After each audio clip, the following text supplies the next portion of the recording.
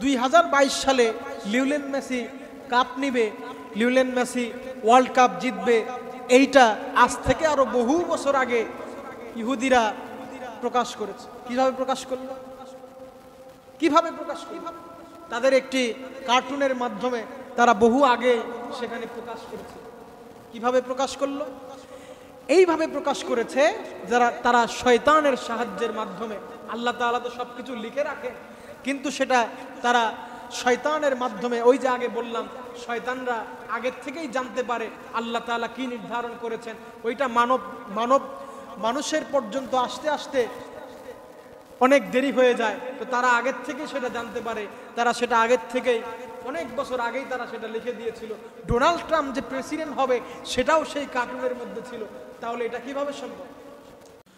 ونشهد أن لا إله إلا الله وحده لا شريك له هو الذي لا ضد له ولا ند له لا مثل له لا وزير له ولا كفيل له ولا شفيل له لا شبح له ولا شبيح له لا ولد له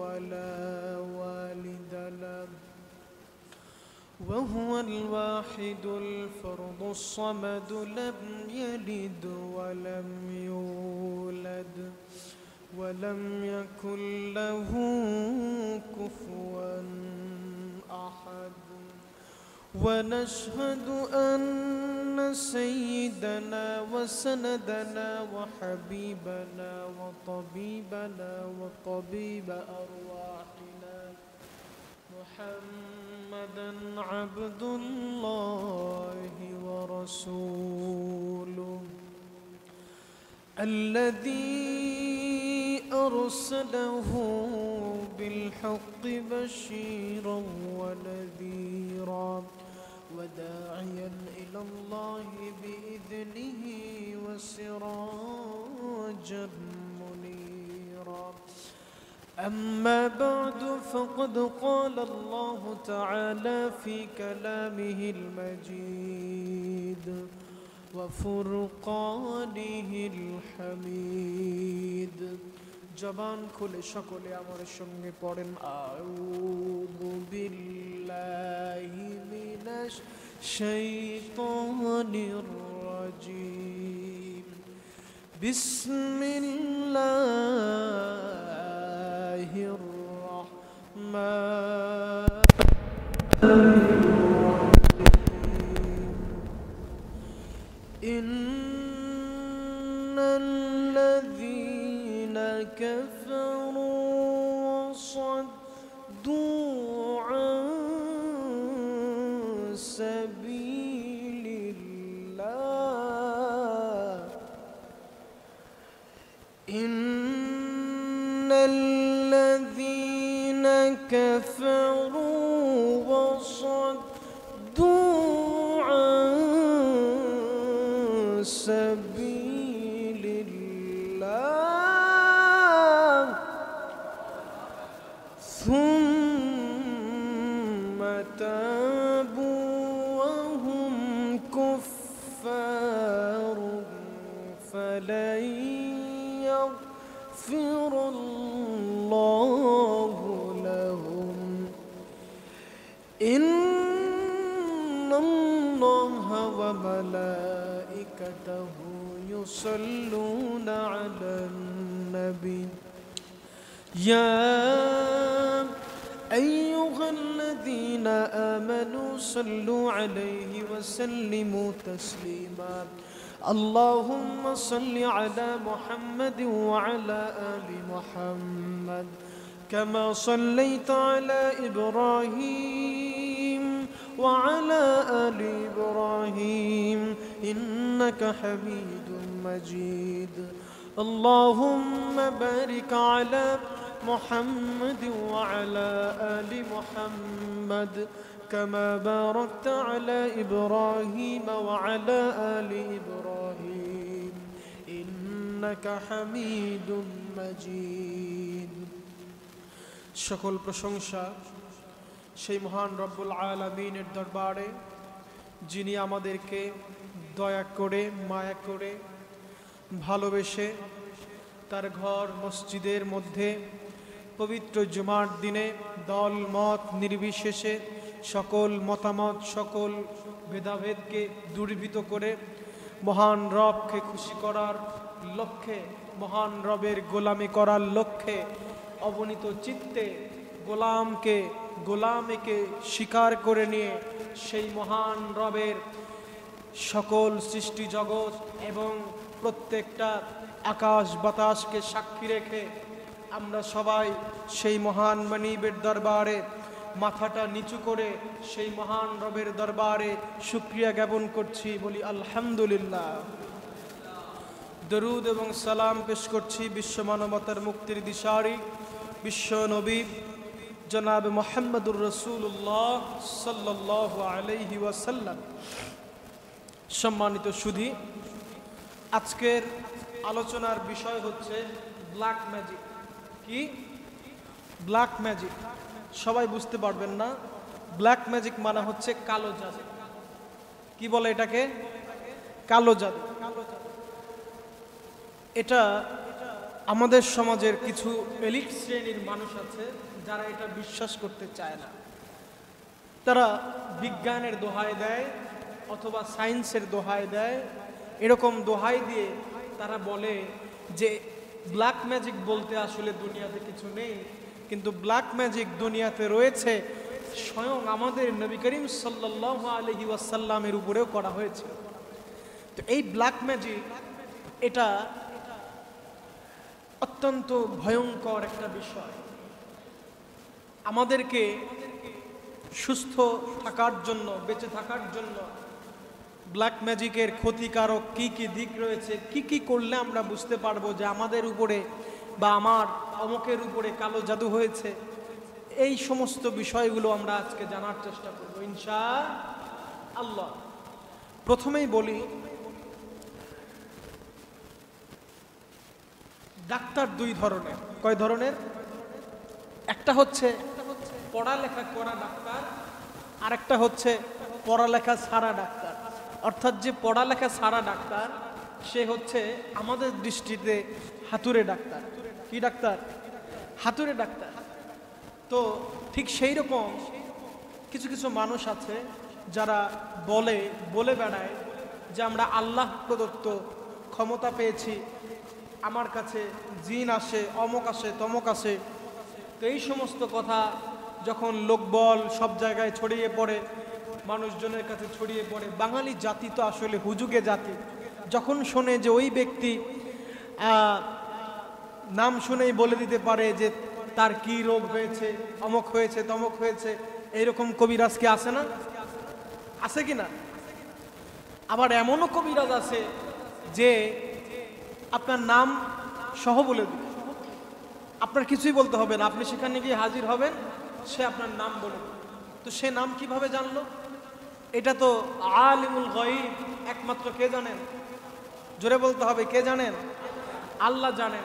তাহলে এই গায়েব তিনি কিভাবে জানলেন? এটা জানা হয়েছে এমনভাবে, সেটা হচ্ছে শয়তানের ক্ষমতাকে, শয়তানকে কাজে লাগিয়ে দুষ্টু জিনের মাধ্যমে এটা জানা হয়েছে। কারণ আল্লাহ তাআলা যেটা ঘটিয়ে দেন সেটা ঘটার সময়কাল যখন হয়ে যায়, সেটা মানব জাতির আগে সেই সমস্ত দুষ্টু জিন, সেই সমস্ত দুষ্টু লোকেরা আমাদের আগে জেনে যায়। অতএব আপনারা ভাববেন না যে তারা আমাদের গোপন কথা জেনে গিয়েছে বা আগে কি হবে সেটা জেনে গিয়েছে, এমনটা ভাবার কোনো সুযোগ নাই। যারা এমনটা করবে বুঝে নিতে হবে তার ভিতরে কি আছে? ভণ্ডামি আছে। কি আছে? ভণ্ডামি আছে। সে শয়তানের ক্ষমতাকে কাজে লাগায়। আল্লাহ তাআলা বলছেন, যারা অবিশ্বাস করে, যারা জাদুটোনা ব্ল্যাক ম্যাজিককে অস্বীকার করে, আল্লাহ তাআলা তাদের উদ্দেশ্য করে কোরআনুল কারীমের মধ্যে সুন্দর করে সূরা বাকারার 102 নম্বর আয়াতে আল্লাহ তাআলা বলছেন, ওয়াত্তাবাউ মা تتلو الشياطين على ملك سليمان আল্লাহ তাআলা কোরআনুল কারীমের মধ্যে সুলাইমান আলাইহিস সালামকে ডিফেন্ড করে আল্লাহ তাআলা বলছেন, অর্থাৎ সুলাইমান আমার নবী তিনি কুফরি করেন নাই, বরং শয়তানরা জাদু দিয়ে, জাদু শিক্ষা দিয়ে তারা কুফরি করেছে। তার মানে বোঝা যায় এই আয়াত থেকে দুটো জিনিস স্পষ্ট হয়। কয়টা জিনিস? এই আয়াত থেকে দুইটা জিনিস স্পষ্ট হয়। এক নাম্বার হচ্ছে যে জাদু টোনা, কুফরি, শয়তানি বিদ্যা এটা আছে না নাই, এটাকে অবিশ্বাস করা যাবে? স্বয়ং আল্লাহ তাআলা কোরআনুল কারীমের মধ্যে বলেছেন।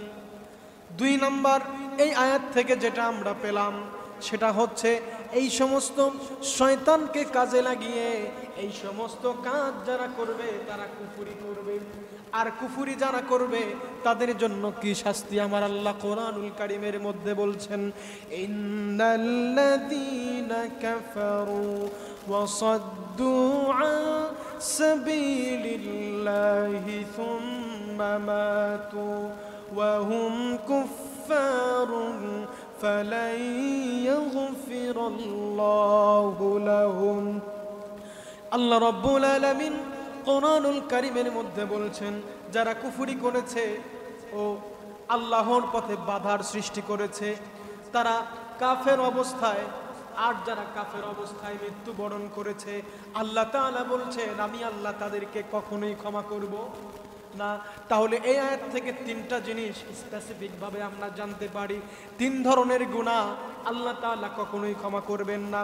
এক নাম্বার হচ্ছে যারা কুফরি করবে, মানে যারা জাদুটোনা করবে, মানুষকে ধ্বংস করার জন্য শত্রুতার বশবর্তী হয়ে যারা এই সমস্ত জাদুটোনা করবে তারা হচ্ছে কুফরি করেছে।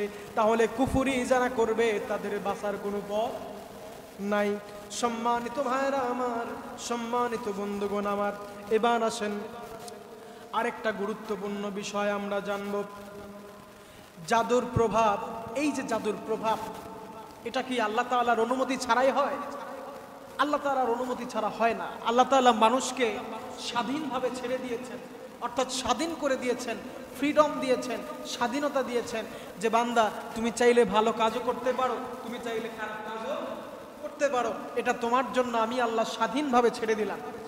সম্মানিত ভাইরা আমার, সম্মানিত বন্ধুগণ আমার, এই জাদুর ঘটনা আমার আল্লাহর নবীর উপরেও এসেছিল।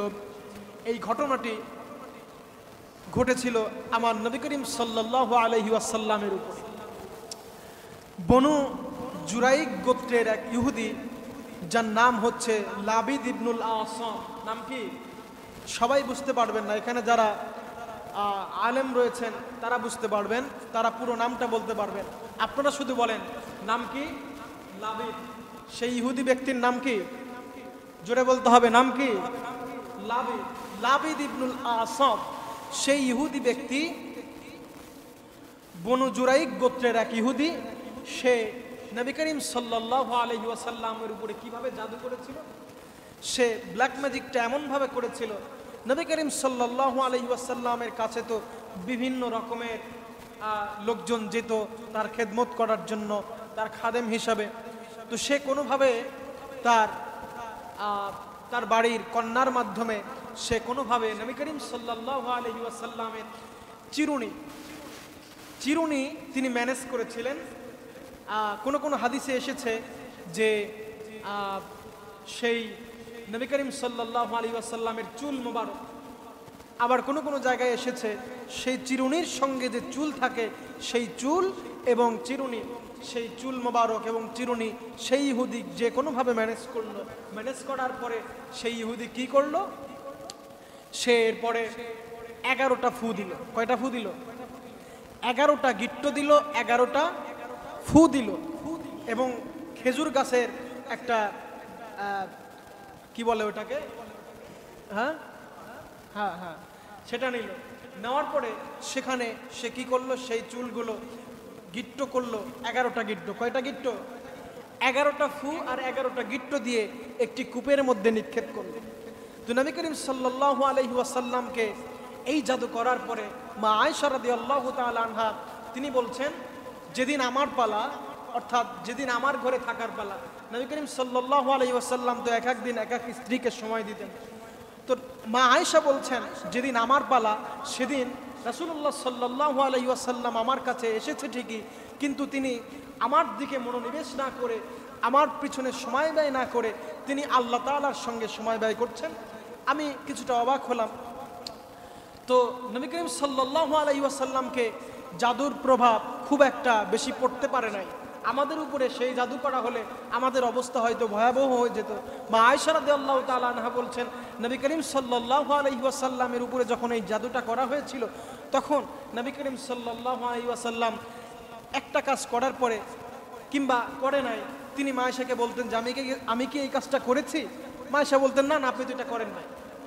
আবার বলতো যে আমি মনে হয় এই কাজটা করেছি। মা আয়েশা বলতেন, না আপনি এটা করেন নাই। নবী করিম সাল্লাল্লাহু আলাইহি ওয়াসাল্লাম বলতেন, আমি কি এই কাজটা মনে হয় করি নাই। মা আয়েশা বলতেন, না আপনি ওযু করেছেন। মানে এইরকম অবস্থা, খুব একটা যে তার অবস্থা খারাপ হয়েছিল এমনও না। তো নবী করিম সাল্লাল্লাহু আলাইহি ওয়াসাল্লামের যখন এমন অবস্থা, তিনি তার মা আয়েশার ঘরে যখন গেলেন, তিনি আল্লাহ তাআলার দিকে মনোনিবেশ করলেন, আল্লাহ তাআলার সঙ্গে কথা বলছেন। তো কিছুক্ষণ পর নবী করিম সাল্লাল্লাহু আলাইহি ওয়াসাল্লাম তার স্ত্রীকে বলছেন যে, আয়েশা শোনো, আমি যে বিষয়টা জানার জন্য আল্লাহ তাআলার কাছে বলছিলাম, আল্লাহ তাআলা আমাকে সেটা জানিয়ে দিয়েছে। সুবহানাল্লাহ। মা আয়েশা বলছেন, কি জানিয়েছে? আল্লাহর নবী বলছেন, আমি নিদ্রায় গিয়েছিলাম, ঘুমিয়ে গিয়েছিলাম, তখন আমি স্বপ্নে দেখলাম দুইজন সাহাবী। কয়জন সাহাবী? বুখারীর মধ্যে এসেছে দুইজন সাহাবীর মধ্যে একজন ছিলেন জিবরাইল আর একজন ছিলেন মিকাইল। তো এই দুইজন সাহাবী, আল্লাহর নবী বলছেন, একজন আমার মাথার কাছে বসেছে আর একজন আমার পায়ের কাছে বসেছে। কোথায় বসেছে?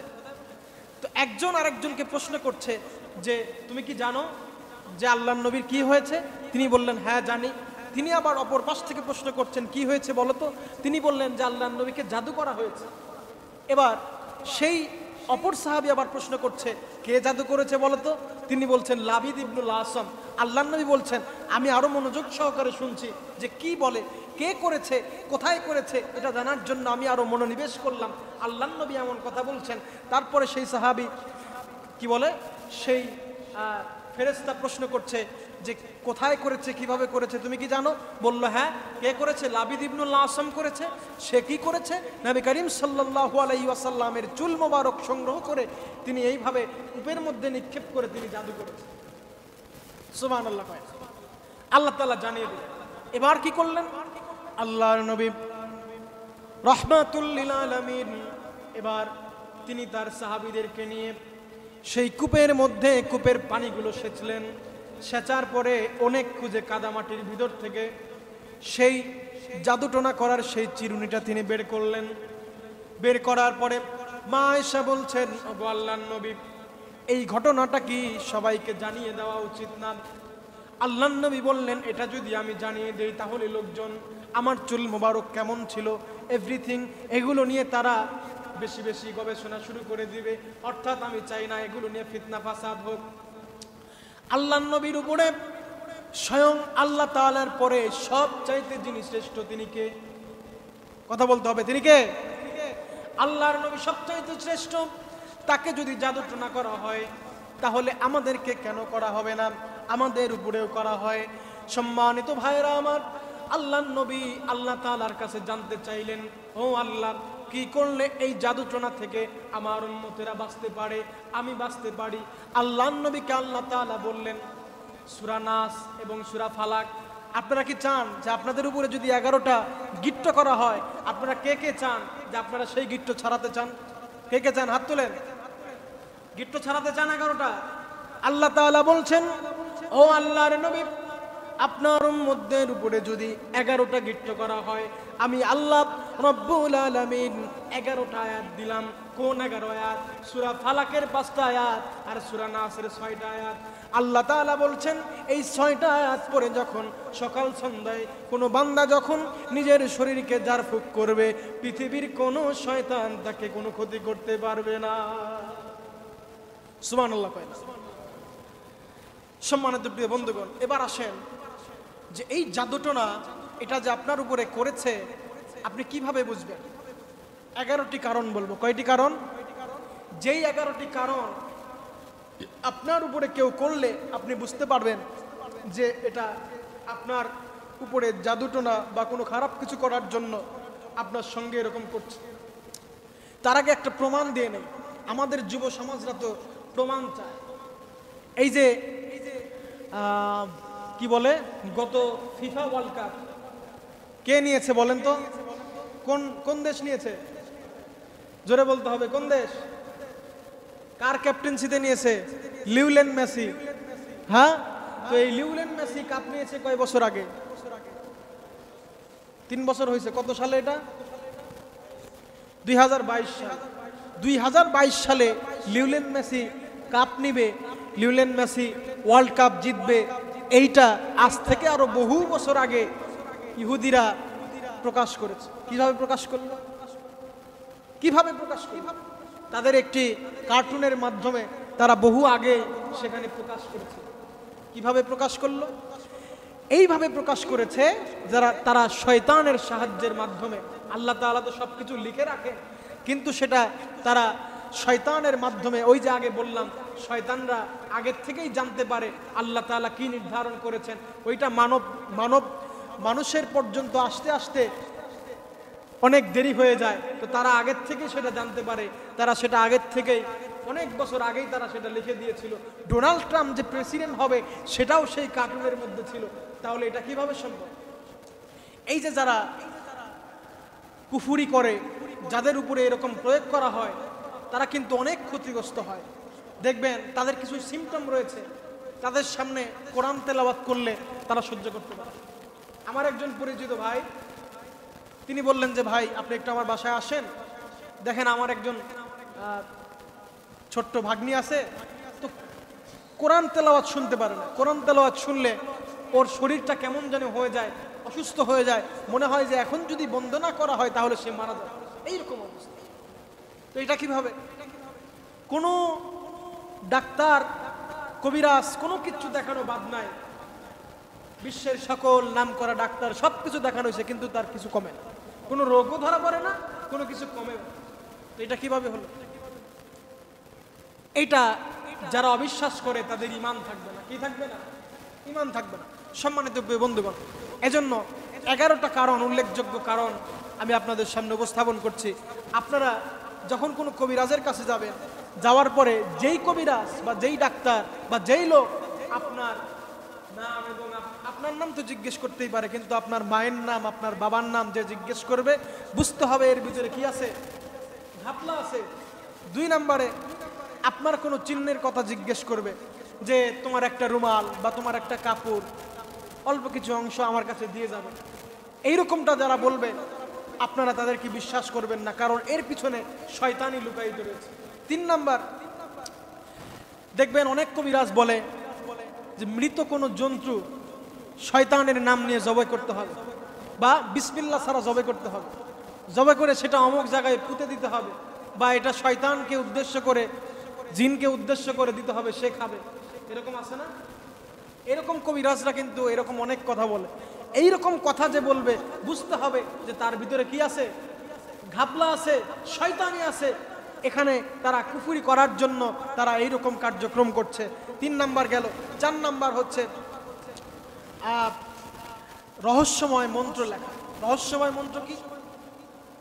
রহস্যময় মন্ত্র বলতে যে বিসমিল্লাহ বলছে, আলহামদুলিল্লাহ বলছে, একটা কোড করছে, সেখানে কিছু সংখ্যা আরবিতে 1 2 3 4 বিভিন্ন রকমের সংখ্যা, তারা কি করছে, কোরআনের আয়াত উল্টা করে লিখছে।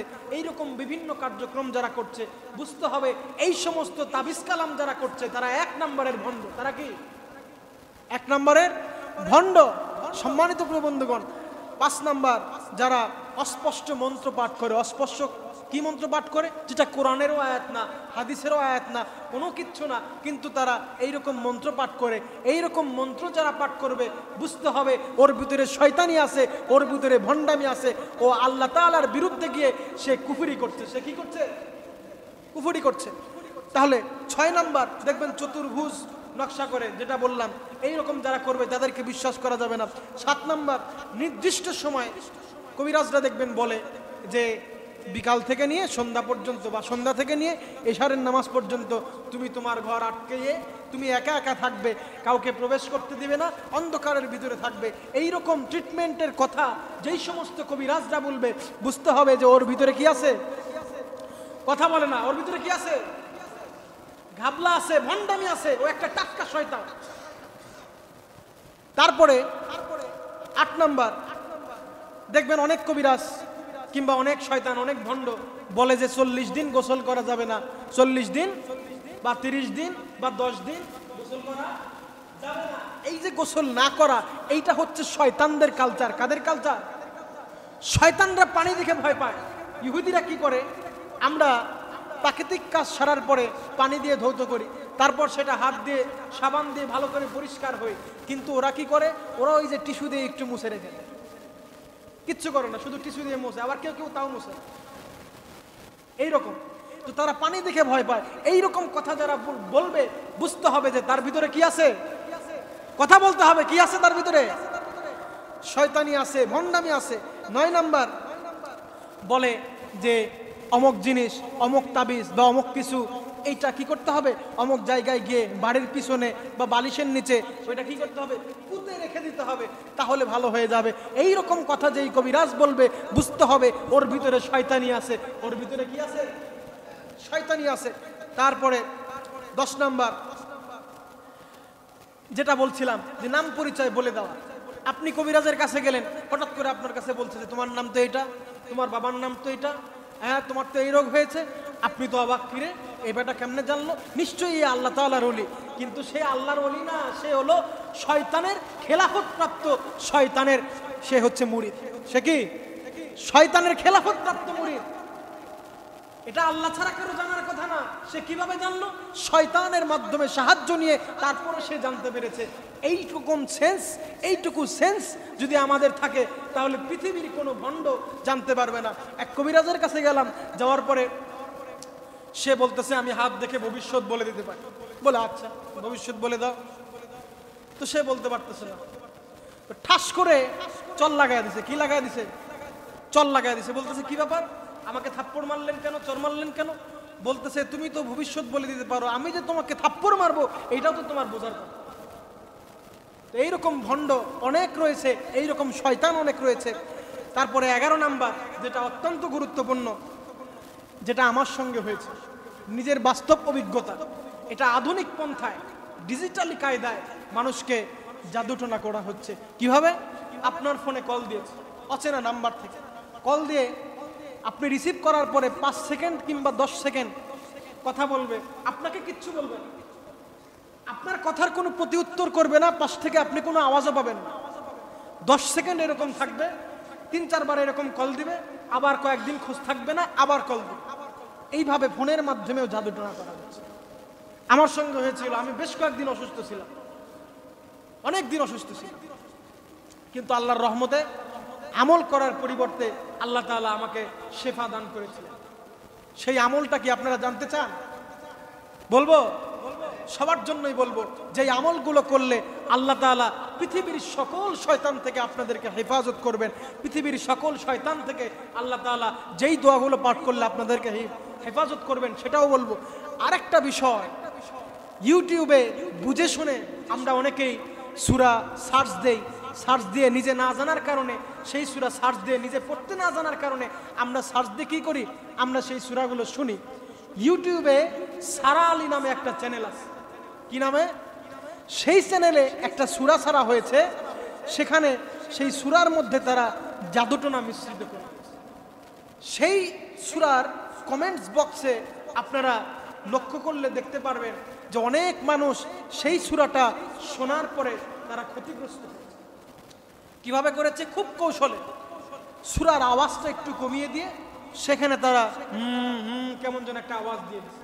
ওইটা আপনি খুব বেশি লক্ষ্য না করলে জানতে পারবেন না। তো এই জন্য কোরআন পড়াটাও আমাদেরকে নিজে শিখতে হবে।